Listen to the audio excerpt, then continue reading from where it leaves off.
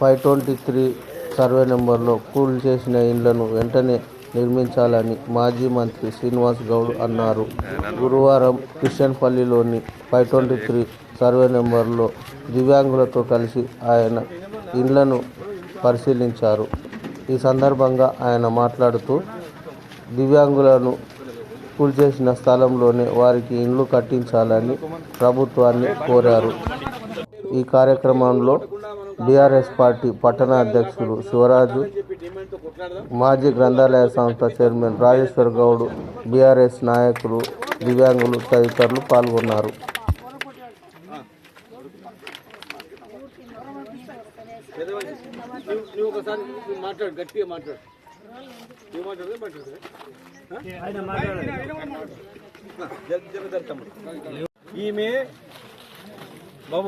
ఈమె సువర్ణ. ఈమె ఈ పిల్లాడు కడుపులో ఉన్నప్పుడు ఈ ఇల్లు గులగొట్టిన వీడు పెద్దగా అయ్యిండు. ఇక్కడనే పక్కల తల రాసుకుంటుంది. నీ పేరమ్మా? ఆ రోజు ఏం జరిగింది ఒకసారి చెప్పమ్మా.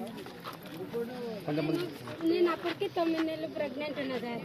అయితే ప్రెగ్నెంట్ ఉన్న వాళ్ళు ఇల్లు చూడకూడదు అన్నందుకు వేరే తను రెంటుకుంటే ఇంకా మధ్య నైట్ నాకు డెలివరీ డేట్ ఉంది రమ్మని చెప్పిండు హాస్పిటల్కి. నేను హాస్పిటల్లో జాయిన్ అయినా. మధ్య నైట్ వచ్చి కూలగొట్టినంట. మా ఆయన వచ్చి కాలేలు మొక్కితే కూడా మా ఆమె డెలివరీ ఉంది సార్, హాస్పిటల్ ఉంది అంటే కూడా వదిలిపెట్టలేరంట, కూలగొట్టిరంట సార్. కావాలంటే ఇప్పుడు హాస్పిటల్ నేను అడ్మిట్ అయినతో సహా రిసిప్ట్ ముందర ఏమంటే చూపిస్తా సార్. మా బాబుకు డెలివరీ అయిన నెల రోజులు కూడా ఉండలేదు సార్. మళ్ళీ నీలపూర్ హాస్పిటల్కి పోయినాం, నెమోనియా ఉంది బాబు కానీ ఉండనే లేదు సార్. ఈ ఇల్లు ఎంత ఖర్చు అయింది? ఆ ఇల్లు ఎంత ఖర్చు అయిందని మాకు తెలియదు సార్. ఆయననే వాళ్ళతో నీళ్ళతో అప్పులు తెచ్చిండు. అప్పులలో నెత్తి మీద కూర్చుని రాని లేనే లేదు సార్. ఆయన వెళ్ళిపోయింది సార్. అందరు ఇట్లా అడిగితే నేను ఎక్కడికి తెచ్చేయాలి సార్. మేము కట్టిస్తాము, ఖచ్చితంగా కట్టిస్తాము. కావాలంటే హాస్పిటల్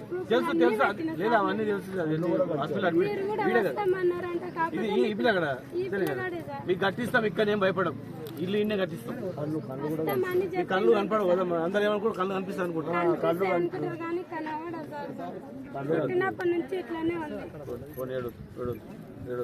ఇప్పిస్తాము, ఈయన కట్టిస్తాము.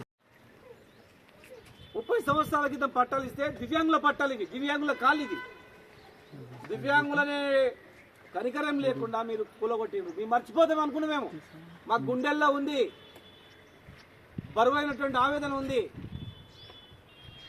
మేము 5,000 ఇండ్లు కట్టించినాం, మీరు ఇండ్లు కూలగొట్టిండ్రు. పేదల ఇండ్లు కూలగొట్టినందుకు మీరు ఆనందపడి ఉండొచ్చు, కానీ మేము కుమిలిపోతా ఉన్నాం. రగులుతా ఉంది మా పేదల ఇల్లు కూలగొట్టింది కదా అని కసితో. ప్రతిరోజు మాకు గుర్తొచ్చినప్పుడల్లా బాధ అనిపిస్తుంది. వీళ్ళ మీదనా వీళ్ళ ప్రతాపం?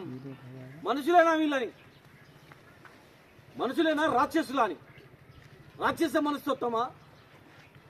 దమ్ము ఉంటే పొద్దుగాల వచ్చి కూలగొట్టారు, కానీ 2 గంటలకు వీళ్ళని బయటపడేస్తే అసలు ఏమవుతుంది, ఎందుకు కూలగొడుతుండ్రు మా ఇండ్లు అనేది అర్థం కాక వాళ్ళు 30 సంవత్సరాల నుంచి ఉండేటువంటి వీళ్ళు అర్థం కాక అయోమయంలో ఉన్నారు. చిన్నారులను చూసినా మీకు కనికరం రాలేదా? ఇక్కడ రండి పాపలు, మీరు అందరూ ఇట్లా చిన్నపిల్లలందరూ ఇట్లా. ఏ పేరు బాబు? ఇప్పుడు వచ్చినప్పుడు చూసినా కూడా చూసినా నువ్వు పూలు వచ్చినప్పుడు ఎన్ని గంటలకు వచ్చిండ్రు? 2 o'clock అర్ధరాత్రి. ఏమన్నారు వచ్చి పోలీసులు? భయపడ్డారు కదా అందరూ? భయపడరా? సామాన్లు బయటేసిండ్రా? ఈ పుస్తకాలు బయట వేసిండ్రు కదా? ఏం భయపడకండి. ఈయన్నే స్కూల్ కట్టిస్తాము, ఇక్కడనే మీ ఇల్లు కట్టిస్తాం. మీరు కట్టియకపోతే మేము కట్టిస్తాం. అర్థమైందా? భయపడకండి. కూర్చోండి నేను కూర్చోండి.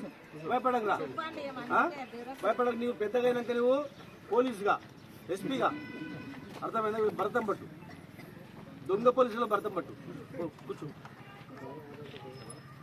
కూర్చోబెట్టి ఒక్కటే మిత్రులారా, ఈ రాష్ట్రంలో మొట్టమొదటి హైడ్రా పేరు మీద ఉపయోగించింది.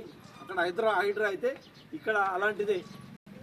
అక్కడ కూల్చివేతలు కాకముందు, హైదరాబాద్లో కూల్చివేతలు కాకముందు, ఈ రాష్ట్రంలో ఎక్కడ కూల్చివేతలు కాకముందు అర్ధరాత్రి 2 గంటలకు వచ్చి ఈ దివ్యాంగుల కాలనీ మీద పడి వేటాడినట్ల జేసీబీలతో మొత్తం గుల్లగొట్టేసి బయటకు పడేసిండ్రు. మీకు ఎన్నో కనిపిస్తూ ఉంది. అవన్నీ చూస్తే ఒక్కసారి చూస్తే దుఃఖం వస్తుంది అందరికీ. పేదోళ్ళ ఇల్లు చూస్తే మనిషి హృదయం ఉన్నాడు ఏడుస్తాడు. వాళ్ళు కట్టాలంటే 1 లక్ష రూపాయలు జమ కావాలంటే ఎంత కష్టమవుతుంది, 5 లక్షలు జమ కావాలంటే ఎంత కష్టమవుతుంది. మీరు కూలగొట్టిండ్రు, ఇప్పటివరకు మంచినీళ్ళు ఇవ్వరా దుర్మార్గులరా? వీళ్ళకి మంచినీళ్ళు వేయరు, రోడ్ వేయరు. ఏం రాజ్యాంగం రా మీది?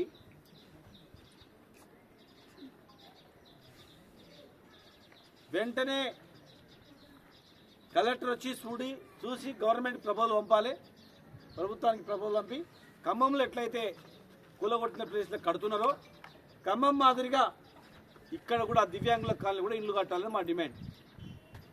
నిన్న మొన్న ఎవడో వచ్చి రాష్ట్రపతికి వచ్చిందంట. ఎవడన్నా ఎప్పుడు వచ్చినమ్మా దగ్గర చెప్పేగా గట్టి అయిపోయింది. ఉన్నది చెప్పు.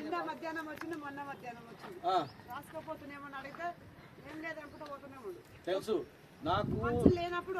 ఇవాళ ఎందుకు వచ్చిందంటే ఒకరేమో ఇల్లు కూలగొడతామని రాష్ట్రపతి ఇల్లు సర్వే భయపడకు, మేము వస్తాం. ఏమంటున్నాడు?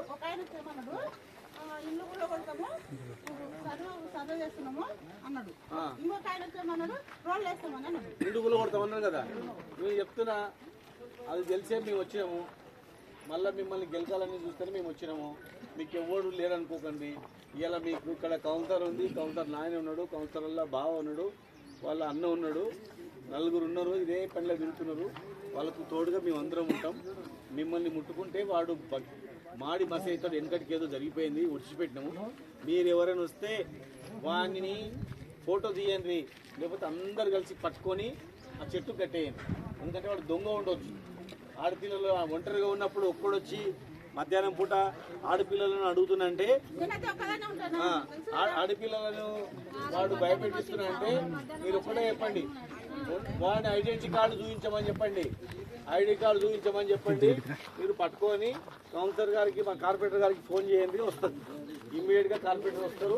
నాకు ఫోన్ చేయండి, వీడియో కాల్ పెట్టండి, మాట్లాడతాం. అర్థమైందా? మీరేం భయపడకండి. మీరు వాడు వచ్చిండని తెలిసి నాకు ఫోన్ వచ్చినందుకు చెప్పిన, నేను వస్తున్నా, నేను భయపడకండి. నిన్న వచ్చిండు, మొన్న వచ్చినట్టు ఇవాళ కూడా వస్తాడో పట్టుకోండి అని చెప్పిన. మీకు ఇమ్మీడియట్గా ఇప్పుడు బోర్లన్నీ రిపేర్ చేపిస్తాడు. అక్కడ కూడా అవతల ఉన్నాయని బోర్లన్నీ కూడా తిరుగుతాం, చూపిస్తాం. మా కార్పొరేటర్ తిరుగుతారు, చేపిస్తాడు. అవసరం అనుకుంటే గవర్నమెంట్ అయిపోతే మేమే ఇప్పిస్తాం. మీరేం భయపడకండి. ఒక్క ఇల్లు కూల్చినా వాళ్ళ సంగతి చెప్తాం, మొత్తం కదులుతాం. వేలాది మంది హైదరాబాద్ పోదాం, అంతేగా ఈడ కాదు చేసుకునేది, ఇక్కడ కాదు హైదరాబాద్ పోదాం. మేము ఉన్న 100 మంది 1000 మంది వస్తాం. మేము మరేం భయపడకండి. మేము కట్టించే వరకు మాది, కట్టించే వరకు ప్రభుత్వానికి బాధ్యత అంతే. గవర్నమెంట్ కూలగొట్టింది తప్పు చేసింది కనుక ఇమ్మీడియట్గా 30 ఏళ్ళ కింద కట్టిన ఇల్లు కూలగొట్టింది కనుక మళ్ళీ ఈయనే కట్టాలా అనేది మా డిమాండ్. ఖమ్మం మాదిరిగా వెలుగుమట్టలో ఖమ్మంలో ఎట్లయితే కట్టినరో మా దివ్యాంగుల కాలనీ కూడా అత్యాధునికంగా కట్టాలి. అండర్ గ్రౌండ్ డ్రైనేజ్ చేసి రోడ్లు వేయాలి, రోడ్లు వేసి కట్టాలి. ఒక్క ఇల్లు ముట్టుకున్నా మేము ముట్టడిస్తాం. ఒక్క ఇల్లు ముట్టుకొని కలెక్టరేట్ ముట్టడిద్దాం, లేకపోతే సెక్రటరేట్ ముట్టడిద్దాం. అర్థమైందా? ప్రాణాలు పోయినా సరే సీట్లు మేము ముందర ఉంటాం, చూసుకుందాం అంతే. ఇల్లు పేదవాళ్ళ ఇల్లు కట్టేదే మా డిమాండ్ అవుతుంది. ఇలా ఏం లేదు. అలా పేదవాళ్ళ ఇల్లు కులగొట్టిన కనుక ఇలా కట్టేయాలి. ఎవడైతే మళ్ళీ ఎంక్వైరీ చేస్తారో బంద్ చేయాలి. వాటర్ సప్లై, రోడ్లు వసతులు ఏర్పాటు చేయాలి.